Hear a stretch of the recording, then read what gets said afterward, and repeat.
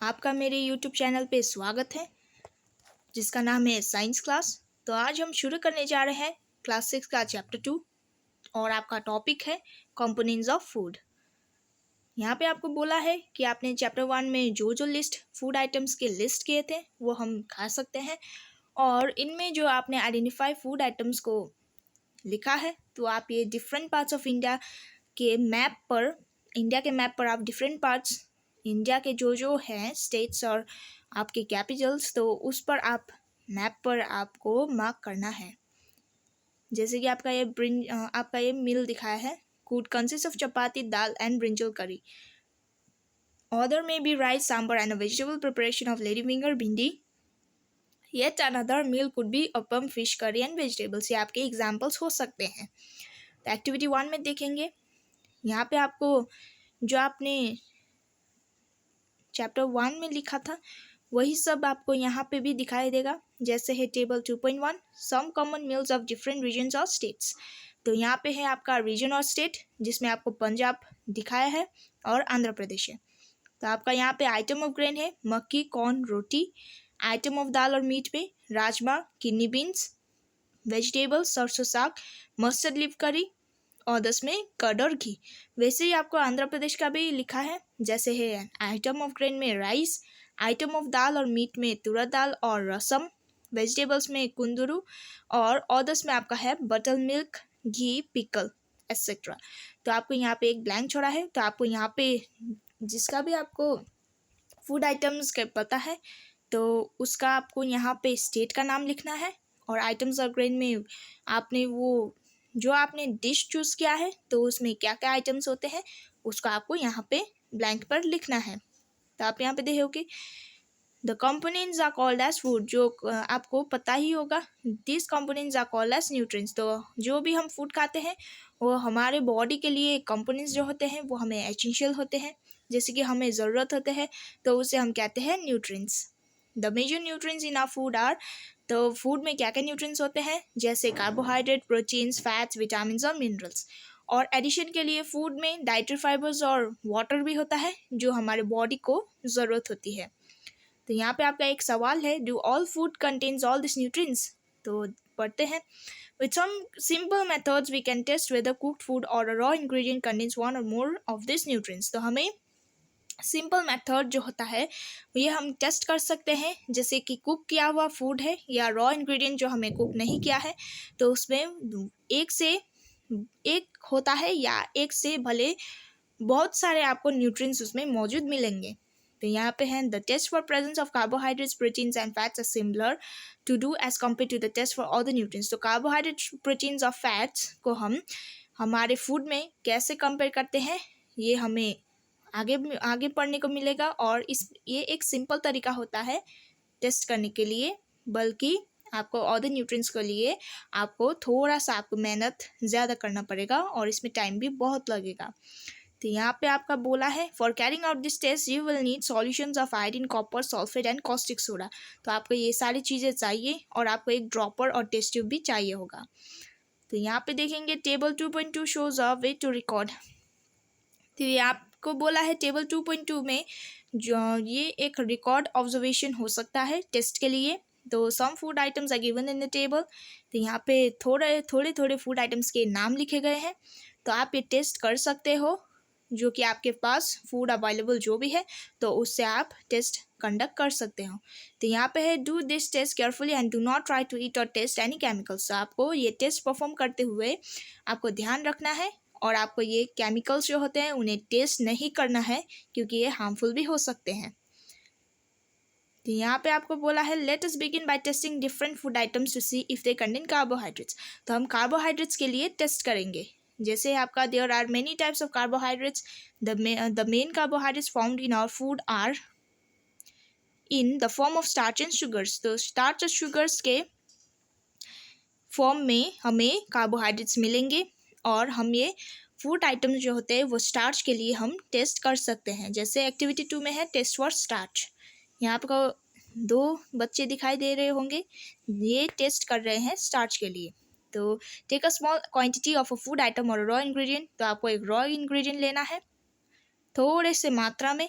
तो आपको 2 और 3 ड्रॉप्स जो होते हैं आयोडीन सॉल्यूशन के वो डालना है। जैसे कि आप ये फिगर पर देख सकते हो, एक लड़की यहाँ पे आयोडीन सॉल्यूशन पोटैटो के ऊपर डाल रही है।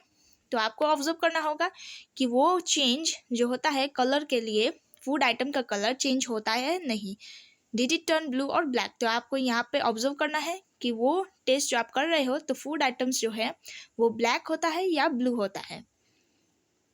A blue color indicates that it contains starch। जो आपको अगर वो फूड आइटम आपका ब्लैक होता है या ब्लू होता है तो ये इंडिकेट करता है कि उसमें स्टार्च मौजूद होते हैं। और आपको यहाँ पे है टेस्ट फॉर प्रोटीन। तो हम प्रोटीन के लिए टेस्ट करेंगे। जैसे आपको एक स्मॉल क्वांटिटी में फूड आइटम लेना है, तो आपको ये फूड आइटम जो है वो सॉलिड होना चाहिए और आपको एक पेस्ट बनाना होगा उसके लिए, और या पाउडर होना होगा। तो उसे ग्राइंड कीजिए या मैश कीजिए स्मॉल क्वांटिटी में, और उसमें आप 10 ड्रॉप्स जो होते हैं वो वाटर के डाल दीजिए और टेस्ट ट्यूब के ऊपर उसे डालकर शेक कीजिए। तो और आपको एक ड्रॉपर को यूज़ करना है। ड्रॉपर के यूज़ करते आपको एक 2 ड्रॉप्स के सॉल्यूशन जो होते हैं वो कॉपर सल्फेट के ऐड करने हैं, और इसमें आपको 10 ड्रॉप जो होता है वो कॉस्टिक सोडा उसको टेस्ट ट्यूब पर डालना है। जैसे आप यहाँ पे फिगर देख सकते हो 2.2 में टेस्टिंग फॉर प्रोटीन। तो आप उसे शेक कीजिए और ट्यूब पर आप टेस्ट ट्यूब पर जो है सॉल्यूशन उसे फ्यू मिनट्स तक छोड़ दीजिए। तो आपको क्या देखने को मिलेगा, ये आप ऑब्जर्व करो कि वो टेस्ट ट्यूब में ऊपर जो आपका सॉल्यूशन है वो वॉयलेट कलर में टर्न होता है या नहीं। और आपका वॉयलेट कलर जब उसका हो जाएगा तो आपको पता चलेगा कि उसमें जो फूड आइटम है आपका तो उसमें प्रोटीन्स मौजूद हैं। तो आप ये रिपीट कर सकते हो दूसरे फूड आइटम्स को टेस्ट करने के लिए। आपका टेबल 2.2 है nutrients present in solve food items. तो आपका न्यूट्रिएंट्स जो होता है वो फूड आइटम्स में प्रेजेंट होते हैं। जैसे आपका फूड आइटम है रॉ पोटैटो, स्टार्च है जो है प्रेजेंट है, तो प्रोटीन इसमें प्रेजेंट है या नहीं, इसमें आपको नो या यस लिखना है। जैसे कि फैट प्रेजेंट में आपका ब्लैंक है, तो आपको ये रॉ पोटैटो में फैट मिलेगा या नहीं ये आपको लिखना है। जैसे मिल्क में आपका है प्रोटीन प्रेजेंट, यस। तो आपको यहाँ पे थोड़े से एग्जाम्पल दिए गए हैं, तो आपको ये सब यस और नो में लिखना है। Test for fats. तो आपको यहाँ पे फैट्स है, जैसे कि आपका है take a small quantity of food items. तो आपको यहाँ पे फूड आइटम्स के नाम लिखना है और आपको क्वांटिटी ऑफ फूड आइटम्स जो है उन्हें लेना है और उनमें एक पीस ऑफ पेपर जो होता है उस पर रखना है, रैप करके उसे क्रश करना है।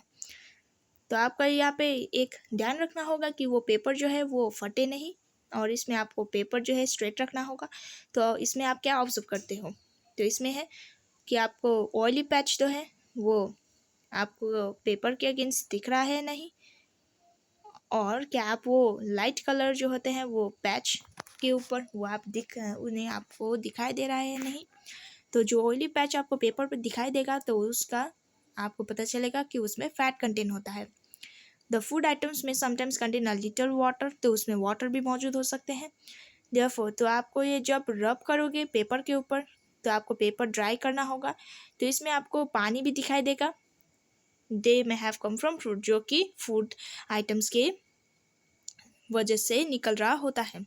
तो इसमें आपको ड्राई करना होगा थोड़े समय के लिए, और जो ऑयली पैच आपको इसमें दिखाई देगा नहीं दिखाई देगा तो उसमें आपको पता चलेगा कि जो फूड आइटम है तो उसमें फ़ैट कंटेन नहीं हो रहा है।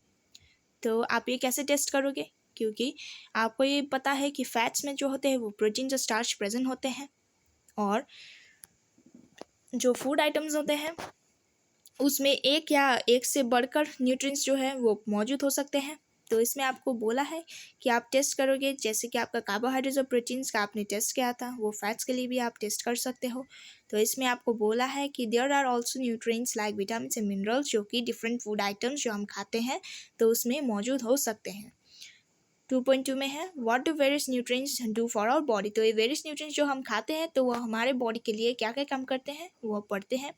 कार्बोहाइड्रेट जो होते हैं वो एनर्जी हमें प्रोड्यूस करता है, फैट जो है वो भी हमें एनर्जी देता है, लेकिन फैट जो होता है वो हमारे बॉडी के लिए सेम अमाउंट जो होता है वो कार्बोहाइड्रेट्स के बराबर नहीं होता है, वो सेम अमाउंट जो कार्बोहाइड्रेट हमें देता है उससे बल्कि और ज़्यादा एनर्जी जो होता है वो हमें फैट्स देते हैं।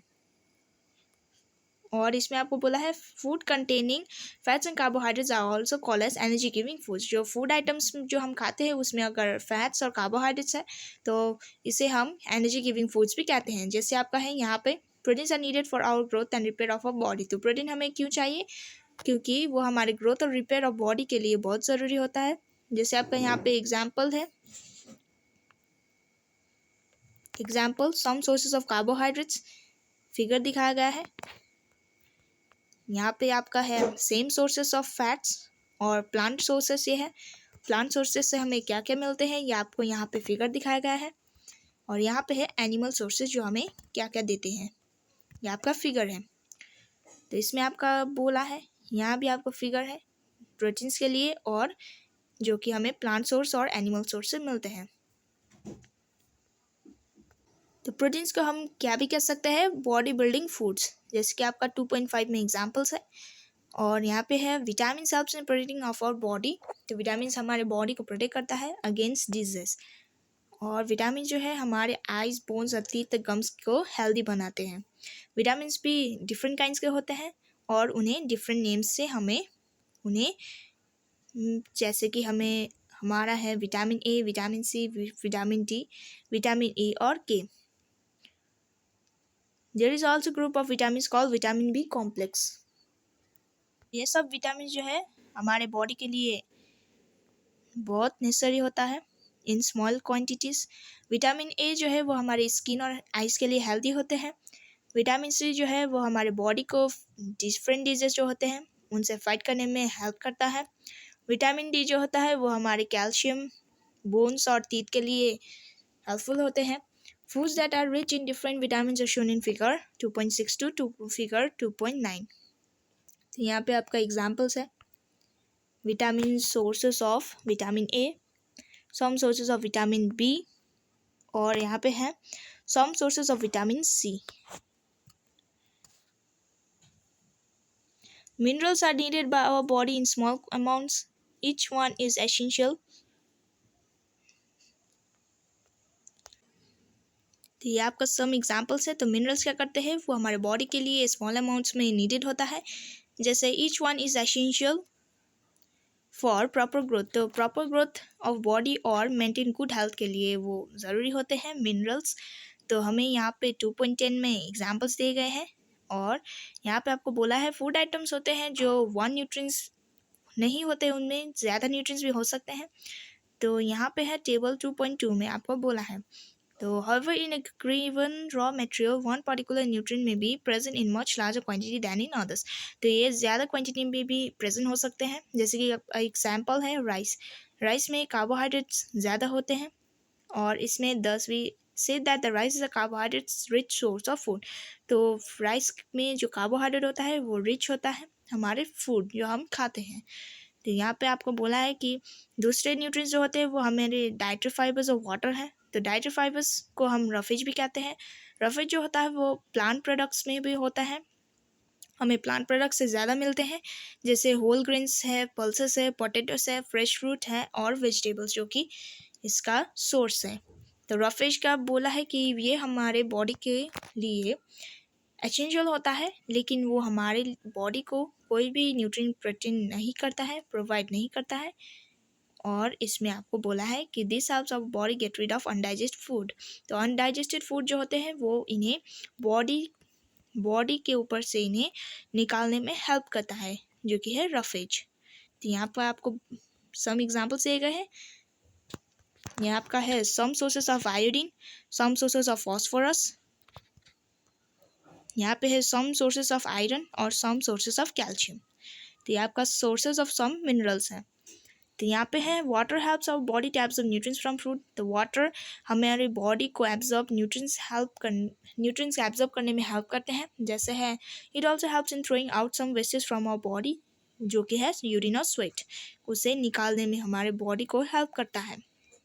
तो इसमें है normally we get dose of water that our body needs from the liquids we drink, जैसे कि वाटर, मिल्क और टी, जो हमारे बॉडी के लिए यूज़ होते हैं।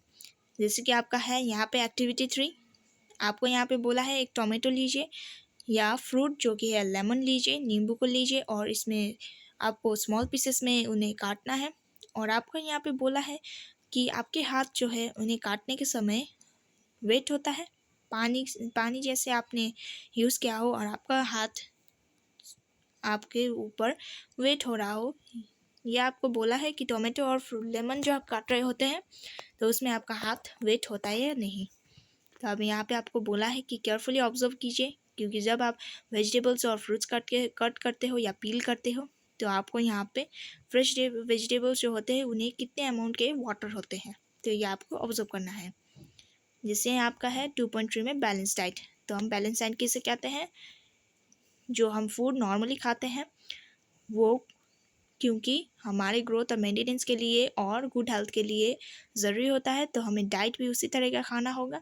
जैसे कि न्यूट्रिएंट्स जो है हमारे बॉडी को जो जो न्यूट्रिएंट्स चाहिए वो हमें राइट क्वांटिटीज़ में चाहिए, ताकि वो हम ज़्यादा भी ना खाएं और थोड़ा थोड़ा उसे लिटिल जो होता है वो फ्यू अमाउंट्स में भी ना खाएं। तो diet should also contain a good amount of roughage and water. तो डाइट जो हम खा रहे हैं तो उसमें गुड अमाउंट जो होता है उन्हें रफेज और वाटर भी गुड अमाउंट में चाहिए, तो इस डाइट को हम कहते हैं बैलेंस डाइट। तो यहाँ पे आपको एग्जाम्पल्स भी दिए गए हैं, जैसे prepare a chart of whatever you eat over period of week. तो आपको एक चार्ट प्रिपेयर करने को बोला है कि आप वीक हर एक हफ्ते में आप क्या क्या खाते हो, और आपको बोला है कि वो जो न्यूट्रिएंट्स आप खा रहे हो फूड आइटम्स तो उसमें क्या क्या न्यूट्रिएंट्स प्रेजेंट होते हैं। तो इसमें आपको वो फूड आइटम्स जो है आपको लिखना है और इसमें चार्ट को आपको बनाना है। यहाँ पे आपका है pulses, groundnut, soybean, sprouted seeds जो कि है मूंग और बेंगल ग्राम। फर्मेंटेड फूड्स में south Indian foods such as idlis, a combination of flours जो कि है missi, roti, thepla made from cereals and pulses, banana, spinach, sattu, jaggery, available vegetables and other such foods provide many nutrients. Therefore, one can eat a balanced diet without expensive food materials. Eating the right kind of food is not enough. तो ये हमारे जो है food जो है वो enough नहीं होते हैं, क्योंकि ये कुक्ड होने चाहिए प्रॉपरली, क्योंकि वो जो न्यूट्रिएंट्स होते हैं वो लॉस्ट ना हो। और इसमें आपको सम न्यूट्रिएंट्स जो होते हैं वो लॉस्ट होते हैं प्रोसेस में, कुकिंग के प्रोसेस में और प्रिपरेशंस में। तो यहाँ पे है if the vegetable and fruits are washed after cutting or peeling them it may result in the loss of some vitamins. तो विटामिन जो है इनमें लॉस्ट हो जाते हैं। और स्किन्स होते हैं मैनी वेजिटेबल्स और फ्रूट्स के जो विटामिन और मिनरल्स कंटेन कर रहे होते हैं। और ये रिपीटेड वॉशिंग ऑफ राइस जो कि है पल्सेस में remove some vitamin and minerals present in them. तो जब आप वॉश करते हो राइस को या पल्सेस को तो ये जो विटामिन और मिनरल्स प्रेजेंट होते हैं तो उन्हें रिमूव कर देता है। तो इसमें आपको बोला है we all know that cooking improves the taste of food and makes it easier to digest. At the same time, cooking also results in the loss of certain nutrients. Many useful proteins and considerable amounts of minerals are lost if excess of water is used during cooking and it thrown away. तो यहाँ पे आपको बोला है कि जो हम cook करते हैं फूड को तो ये मैनी यूजफुल प्रोटीन्स जो होते हैं उनमें कंटेन कर रहा होता है, और मिनरल्स जो होते हैं उन्हें भी वॉश आउट कर सकता है। Vitamin C get easily destroyed by heat during cooking, or would it not sensible to include some fruits and raw materials in our diet? तो यहाँ पे आपको बोला है Bojo thought that fats would be the best food to eat all the time. A calorie bowl of fat will give much more energy than a calorie of carbohydrate-rich food, isn't it? So he ate nothing but food rich in fats, fried foods like samosa and puri, snacks, malai, rabdi and pera sweets. Do you think he was right? तो आपको यहाँ पे बोला है कि बोजो ने जो जो खाया फ्राइड फूड्स, तो ये जो कह रहा है कि फैट जो होते हैं वो हमें खाना चाहिए, बल्कि हमें कार्बोहाइड्रेट जो है उनसे ज़्यादा खाना चाहिए। फ्राइड फ्रूट जो कि उन्होंने खाया है समोसा, पूरी, और आपको यहाँ पे बोला है कि उसने सही कहा है या नहीं। तो यहाँ पे आपको बोला है कि no, it can be very harmful. तो हम फैट्स प्रोडक्ट जो भी खाते हैं वो हमारे बॉडी के लिए हार्मफुल भी हो सकते हैं, और ये हमें ऑब्सेसिटी जो है सफरिंग फ्रॉम अ कंडीशन, तो हमें ऑब्सेसिटी भी हो सकता है। जैसे ये बोझों को हो रहा है, यहाँ पे आपका पेट इसका दिख रहा होगा कि ये फूल गया है, तो उससे ऑब्सेसिटी भी हमें हो सकते हैं। 2.4 में है डेफिशिएंसी डिजीज। तो डेफिशिएशन क्या है, तो a person may be getting enough food to eat but sometimes the food not contain a particular nutrient. जो पार्टिकुलर फूड में जो होता है वो न्यूट्रिएंट्स नहीं होता है, और ये कंटिन्यू जो होता है वो लॉन्ग पीरियड के टाइम समय तक खाता है तो उस पर्सन को डेफिशिएंसी होता है। डेफिशिएंसी जो है उनमें न्यूट्रिएंट्स एक होता है या उनसे ज़्यादा हो सकते हैं और ये हमारे बॉडी को डिजीज़ कर सकता है, डिजीज़ दे सकता है और डिसऑर्डर जो होते हैं वो हमारे बॉडी के लिए बहुत हार्मफुल भी होते हैं। और इसमें आपको बोला है डिजीज़ जो होता है वो लॉन्ग पीरियड के ऊपर हो रहा होता है ड्यू टू लैक जो होता है वो न्यूट्रिएंट्स के लैक करने से होता है, तो उसे हम डिफिशिएंसी डिजीज़ कहते हैं। तो इसमें आपको बोला है कि एक पर्सन जो होता है वो इनफ प्रोटीन खा रहा होता है लंबे समय के लिए, तो उसे ग्रोथ स्वेलिंग ऑफ फेस जो होता है, सिर्फ प्रोटीन खाने से उसका फेस फूल जाता है, डिस्कलरेशन ऑफ हेयर भी हो जाता है, स्किन डिजीज होता है और डायरिया भी हो सकते हैं। If the diet is efficient in both carbohydrate और प्रोटीन, जो हो रहा होता है वो ग्रोथ जो होता है उसमें स्टॉप कर देता है और जो पर्सन होता है तो वो बहुत पतला हो जाता है और वीक हो जाता है और वो मूव भी नहीं कर रहा होता है, तो उसे मूव करने में भी तकलीफ़ें होती हैं। तो यहाँ पे आपको क्या बोला है कि जो आप डेफिशिएंसी डिजीज़ होते हो तो इसे आप प्रिवेंट कर सकते हो बाय टेकिंग बैलेंस डाइट, जो कि हमें प्रोटीन, कार्बोहाइड्रेट, फैट्स एक मात्रा में खाने होते हैं। तो इसे आप जो डेफिशिएंसी डिजीज़ होते हैं उन्हें प्रिवेंट कर सकते हो। जैसे आपका यहाँ पे टेबल दिया गया है, table 2.3, some disease disorders caused by deficiency of vitamins and minerals. तो ये विटामिन्स और मिनरल्स के डेफिशिएंसी से होने से होते हैं। जैसे कि आपका एग्जांपल है विटामिन और मिनरल में विटामिन ए। डेफिशिएंसी डिसऑर्डर है लॉस ऑफ विजन, इसमें सिम्टम्स होते हैं poor vision, loss of vision in darkness, night, रात को दिखाई नहीं देता, sometimes complete loss of vision हो जाता है। और इसमें आपका है vitamin B1, very weak muscles and very little energy to walk. Vitamin C, scurvy, bleeding gums, wounds take longer time to heal. Vitamin D, rickets, bone becomes soft and bent. Calcium, bone and tooth decay, weak bones और tooth decay होता है। Iodine में goiter, glands in the neck appear swollen, mental disability in children. Iron में anemia is weakness। और इसमें आपको बोला है कि हमें ये पता चलता है ये चैप्टर से कि हमें बैलेंस डाइट खाना चाहिए, क्योंकि बैलेंस डाइट में जो न्यूट्रिएंट्स होते हैं वो एक मात्रा में हमारे बॉडी के लिए नेसेसरी होता है। अगर हम एक ही फूड खाते हैं जैसे कार्बोहाइड्रेट तो हमें डेफिशिएंसी हो सकता है, तो इसीलिए हमें ये सभी न्यूट्रिएंट्स को एक मात्रा में खाने होते हैं, तो उसे हम कहते हैं बैलेंस डाइट। तो यहाँ पे आपको कीवर्ड्स दिए गए हैं और ये आपका चैप्टर यहाँ पे फिनिश हो जाता है। और यहाँ पे आपको एक्सरसाइज दिए गए हैं जो हम हमारे नेक्स्ट वीडियो पे डिस्कस करेंगे। तब तक के लिए देखते रहिए। मेरे चैनल को लाइक नहीं किया, सब्सक्राइब नहीं किया तो कीजिए, ताकि मैं आपके लिए और भी वीडियोस लाऊं और आपको ये वीडियोस हेल्पफुल हो। तो देखते रहिए मेरे चैनल को। मिलते हैं मेरे नेक्स्ट वीडियो पे।